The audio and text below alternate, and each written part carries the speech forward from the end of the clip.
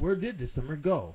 Already, skeletal limbs scratch at the sky, proclaiming that Halloween is lurking in the shadows, and that means somewhere a fat, jolly dwarf is planning a felony and will once again attempt to violate my chimney.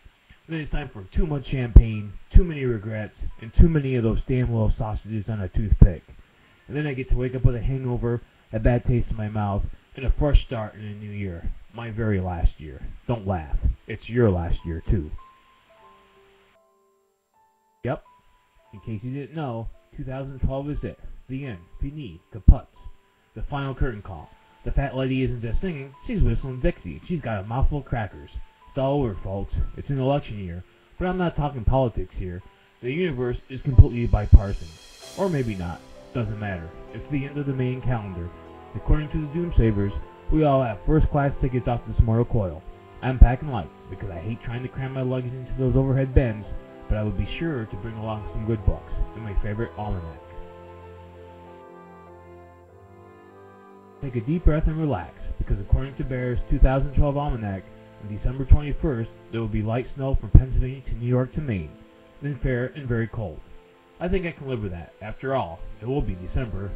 So just what is an almanac? An almanac is an annual publication that includes a calendar with long-range weather forecasts, astronomical information, home and garden advice, trivia, and articles on topics ranging from home remedies to history. You may already be familiar with the Farmer's Almanac. These useful agricultural almanacs started publishing about 200 years ago. At that time, printed material was scarce. Most farms possessed only two books, a Bible and a Farmer's Almanac. A Farmer's Almanac would tell him the best time to plant, when to expect the first frost, and if he planned to take a day off from farming, he could find out the best day to drown worms and throw a hook in the water. Why, there were even some great recipes for his wife. I prefer Baer's Almanac because it's calculated for the meridian of Pennsylvania and the adjoining states. It is published right here in Pennsylvania, published in Lancaster by John Baer's Sons.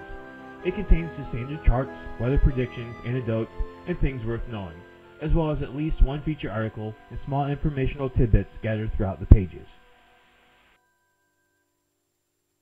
John Baer founded the company in 1817. He was an early publisher of Mennonite writings, and printed his first almanac in 1825.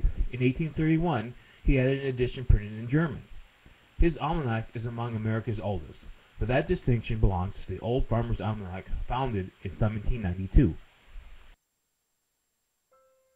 Baer's Almanac has not only survived, but thrives in our modern age, thanks to its purchase in 1948 by Gerald Litz, a Lancaster newspaperman and a lover of all things Lancaster.